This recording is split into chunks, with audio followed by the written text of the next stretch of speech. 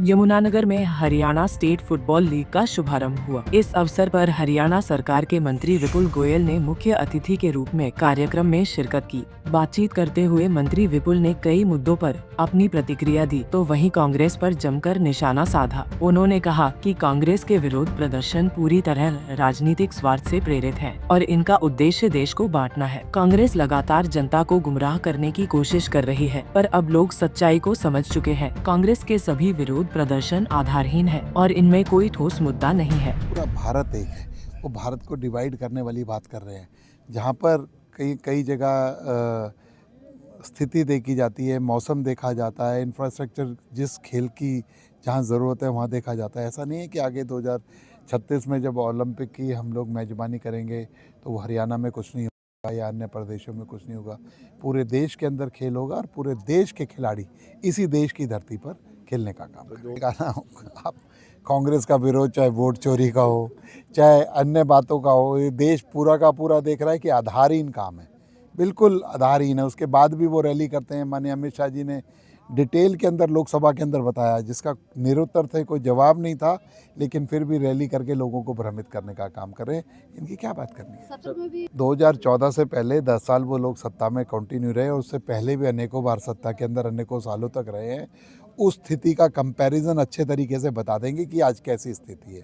और जिसकी वो बात करते हैं, जो पीछे एक्सीडेंट इंजरी हुई, वो वाकई में दुखद घटना थी, लेकिन वो पंचायत के एक स्टेडियम के अंदर हुई थी, ना कि स्पोर्ट्स डिपार्टमेंट के किसी स्टेडियम के अंदर हुई। लेकिन फिर भी उसके बाद ही मुख्यमंत्री जी ने आदेश दिए और पूरे प्रदेश के जितने भी खेल नर्सरियां हैं, खेल स्टेडियम हैं, सभी के अंदर इक्विपमेंट को रेगुलर चेक करने का निर्देश दिया। हरियाणा विधानसभा सत्र में कांग्रेस द्वारा अविश्वास प्रस्ताव लाने पर प्रतिक्रिया देते हुए मंत्री ने कहा कि भारतीय जनता पार्टी की सरकार बहुमत की सरकार है और यह पूरी तरह संख्या का खेल है। कांग्रेस का अविश्वास प्रस्ताव सिर्फ राजनीतिक दिखावा है। उन्होंने कहा कि कांग्रेस केवल भ्रम फैलाने की राजनीति करती है। वो कुछ भी कहती है, अविश्वास प्रस्ताव लेकर आए, जो ये नंबर गेम है।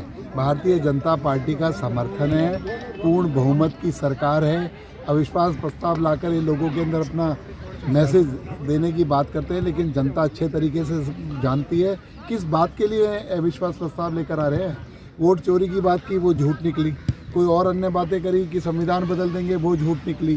किस बात पर अविश्वास प्रस्ताव? आत्म मंथन करें अविश्वास प्रस्ताव। हरियाणा फुटबॉल लीग, जो कि जिसमें 8 डिस्ट्रिक्ट के खिलाड़ी भाग ले रहे हैं, उसका आज यहाँ पर आरंभ है। और उसके अलावा जो मैचेस हैं, 8 खिलाड़ी, 8 टीमें जो खेलेंगे, और फुटबॉल को प्रमोट करने का जो हरियाणा सरकार का एक मुहिम है, उसके अंदर एक अच्छा योगदान होगा। और फुटबॉल के द्वारा जो एक डिसिप्लिन खेल है, नशे से दूर रहने का भी जो संदेश है, वो लोगों तक पहुंचने का काम करेगा। माननीय मुख्यमंत्री जी की चाहे पहले साइक्लोथॉन हो, चाहे फुटबॉल की बात हो, चाहे अन्य खेलों को प्रमोट करना कि ये नशे से दूर रहें और खेलों में बच्चे अपना ध्यान लगाएं।